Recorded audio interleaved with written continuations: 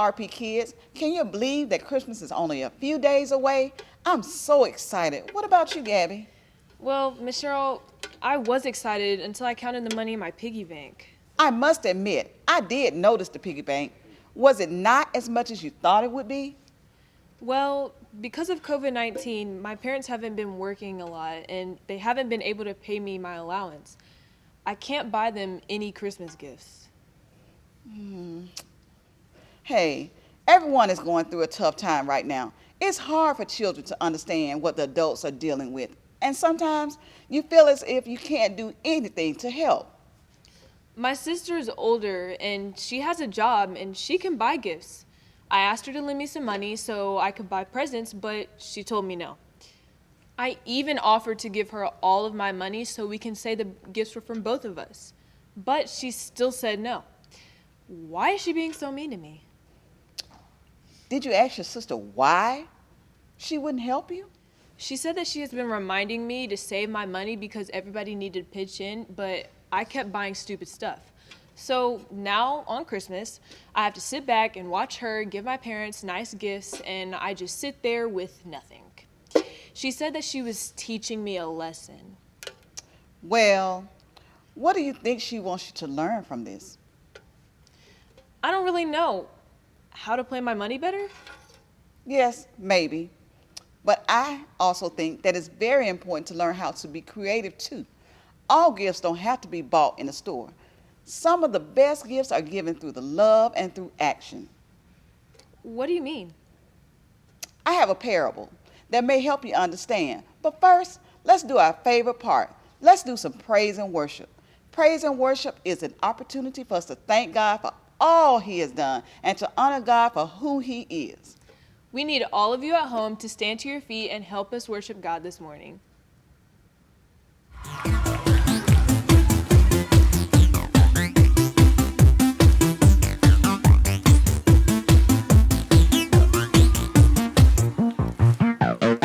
I lay my life down at your feet.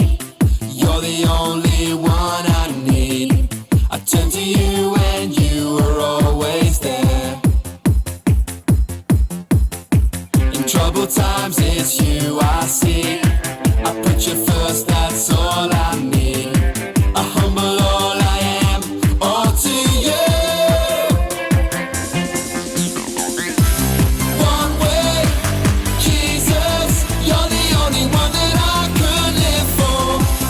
One way, Jesus, you're the only one that I could live for.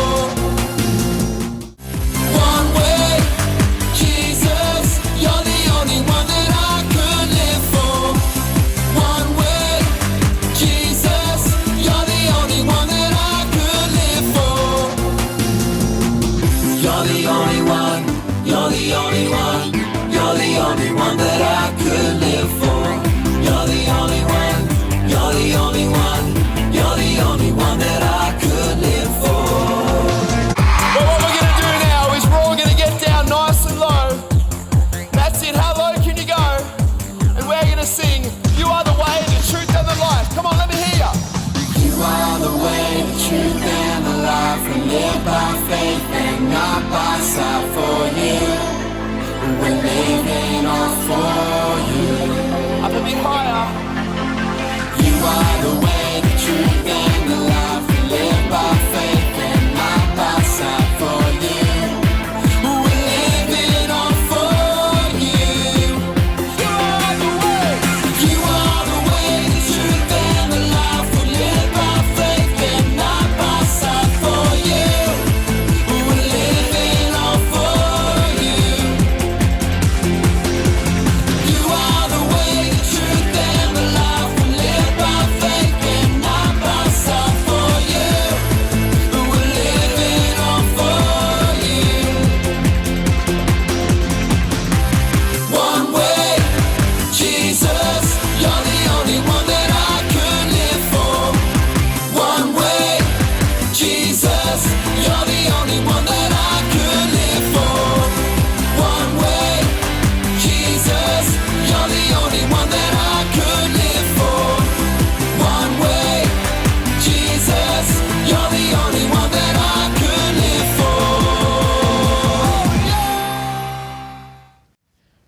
worship was amazing. Now it's time to practice our memory verse for the month.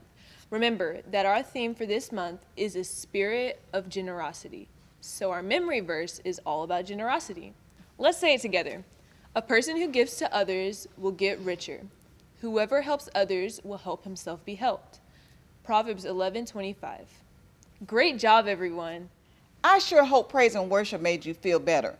Remember that we have been talking about our 4 values. Gabby, why don't you refresh our memory? Okay, everyone, let's say them together. Number 1, love God. Number 2, love one another. Number 3, respect one another. And number 4, believe you have a purpose. Great job, RP Kids. Our 4 values definitely help us to remember that we must stay focused on what Christmas is all about. Christmas is not just about giving presents, it's about our most valued gift of all, Jesus. Gabby, your parents will be happy with something you make. How about writing them a poem, cooking them breakfast? You can use the money you have and buy cookie dough and make everyone cookies or a snack. Most times, the least expensive gift made from love will touch people the most. The value of a gift is not about how much it costs, but how much love was put into it. Let's listen to the main lesson. I think it will help you understand. Hi, Stephanie. Hi. Thanks, Cheryl. Thanks, Gabby. Your situation reminds me of a Bible story called The Rich Man and Lazarus in the book of Luke, chapter 16, verses 9 through 31. And let's take a look. The Holy Tales. Welcome to Holy Tales. I guess you are all here to listen to another parable from the Bible. You are correct. Have you decided which parable you're going to tell us today? Today, I am going to tell you the story about the rich man and Lazarus. Sounds interesting. Go on with the story, Holy. Can't wait. Woohoo! Okay. Once, there lived a rich man who wore fine purple-colored clothes. In those times, purple was the most expensive dye, and therefore seen mostly on nobles, rich people, royalty, and sometimes on high-level officials. Every day, this rich man would eat splendid meals wearing his purple robe. He never had to worry about anything in life. He thought everything could be bought with money, and he had everything coming to him very easily. Outside the rich man's house lived a beggar. His name was Lazarus. He was hungry and wore torn clothes. He had sores all over his body. He would come there every day, hoping to find some leftover food from the rich man. But the rich man ignored him and never cared or offered him food. One night, Lazarus died. That same night, the rich man died too. The angels from heaven took Lazarus to Abraham's side of the heaven, while the rich man's eternal resting place was in hell. When the rich man saw Lazarus on Abraham's side of heaven, he was confused. He did not understand what he did in his lifetime to receive such suffering and pain after death. He pleaded to Abraham, "Let Lazarus come down and cool me off by dipping his finger in cool water and putting it on my tongue. I want to be relieved of all this pain that I am going through." Abraham spoke to the rich man. During your lifetime, you received many good things, while on the other hand, Lazarus received nothing but suffering. This was because of no fault of his, but he did. And you did nothing to help him out. Also, there's too much distance between Lazarus and you. It is impossible for Lazarus to help you in any way. The rich man cried and begged. Please, please, please help me. Where were you when you could have helped Lazarus? Did you ever think of helping him when he sat outside your house every day, waiting for you to give him some food? And now, after death, Lazarus deserves all the comfort and love he was ignored of in his life. The rich man thought over all the things Abraham told him. So he went back to Abraham and said, Please, can you send back Lazarus to my 5 brothers so that he can go warn them to change their lives? Abraham was happy that the rich man was finally being unselfish and thinking about others over himself. But he also knew that sending back Lazarus would not help his brothers in any way. So he said to the rich man, You think your brothers would believe Lazarus, even if he went back from the dead and told them? They are not willing to listen to Moses and the prophets. So why do you think they would listen to a simple man like Lazarus? The rich man understood what Abraham was trying to say. He had no way of redeeming himself or help his brothers who were living a selfish life, just as he had. So what did Jesus try to tell through this story, Holy? Freckles, you tell me. I think what Jesus was trying... I know!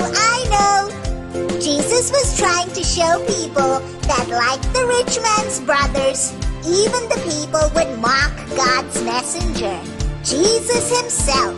And even if he died and returned, they would still not believe Moses and the prophets. Well done, Tabby.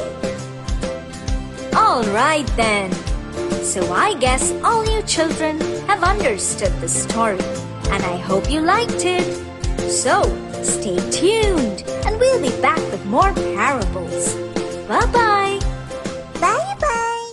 Wow, I know you are wondering what in the world does this story have to do with Christmas? See, it is all about the gift. Jesus told a story about a rich man who wore the finest clothes and lived in luxury. A beggar named Lazarus lay outside the rich man's gate. Lazarus was hungry and his body was covered with sores.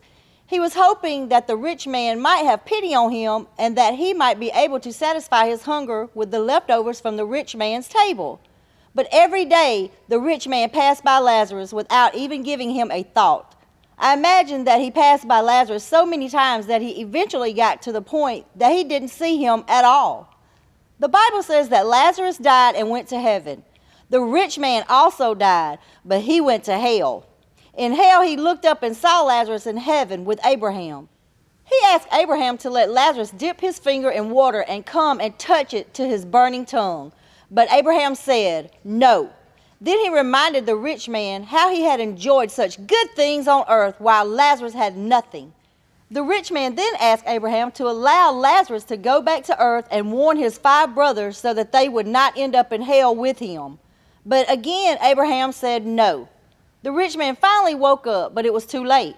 The rich man was focused on his materialistic things. His joy came from the things on this earth that do not last forever. Everything we do must be for God's kingdom. Never place all of your energy and effort on the things that will not last.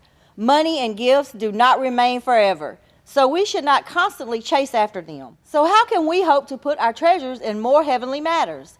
By spending more time with our family members and friends?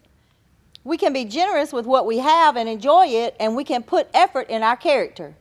Gabby, children and adults often make the mistake of thinking that gifts are the most important things about Christmas. They are not. The rich man teaches us that God's hand is present in all that we do. Craving money is not for the people of God. Pursuing positive things like righteousness, faith, and love with genuine understanding will ensure us that blessings will come. If we allow our lives to get out of order, we are in danger of losing the peace and purpose that accompany putting Jesus first in our lives. Lazarus did not have a happy life here on earth, but God made it up to him when he went to heaven. The rich man had a lot of wonderful things on earth, and what kind of person did all those opportunities make him? Did he use his money to help others? Did he care about poor people and sick people like Lazarus? Let's be sure to use and give our gifts unselfishly and live in the same hope that Lazarus did. So let's do trivia a little differently today. Let's do fill in the blanks. Let's look at this paragraph. There was a rich man who was clothed in purple and fine linen, and who feasted every day. And at his gate lay a poor man named Lazarus, full of sores. Lazarus wanted the crumbs that fell from the rich man's table. Dogs came and licked his sores. The poor man died and was carried by the angels to Abraham's bosom. The rich man also died and was buried and went to hell. The rich man lifted up his eyes and saw Abraham far off and Lazarus in his bosom. And he called out, Father Abraham, have mercy upon me, and send Lazarus to dip the end of his finger in water and cool my tongue, for I am in anguish in this flame. Abraham said no. Did you get them all right? RP Kids, you guys are awesome. Until next time, remember, giving from the heart is the most valuable gift. Bye-bye. That was an awesome lesson. We still want to see your videos. This week, send us a video of yourself talking about how Jesus is the most important gift for Christmas. Remember to get your parents' permission and send a video to the address at the bottom of the screen. That was great. And yes, we can't wait to see your videos. Well, that's our time for today. See you next time. Bye. Bye-bye.